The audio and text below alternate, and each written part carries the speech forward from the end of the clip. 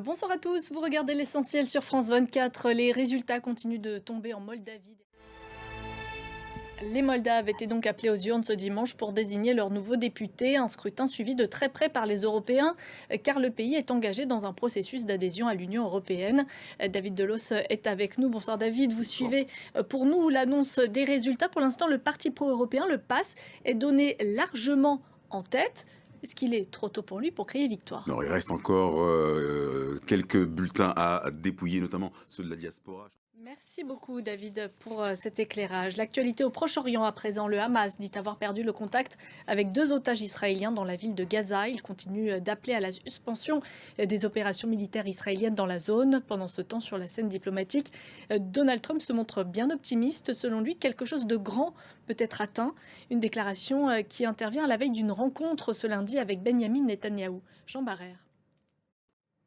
Aux États-Unis, une église mormone du Michigan a été prise pour cible ce dimanche.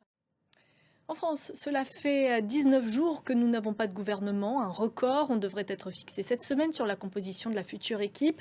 Mais les zones d'ombre ne s'arrêtent pas là. Comment le Premier ministre Sébastien Lecornu compte-t-il s'y prendre pour faire passer son budget pour 2026 et éviter la censure?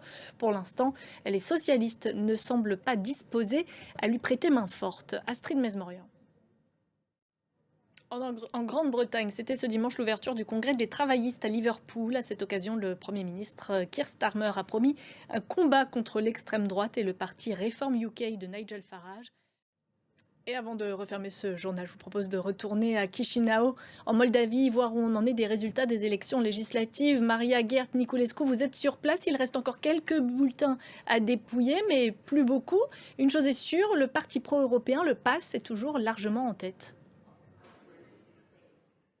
Maria Gert Niculescu en direct de Chișinău en Moldavie. Merci à vous. C'est la fin de ce journal. Merci à vous de l'avoir suivi. L'information continue sur France 24.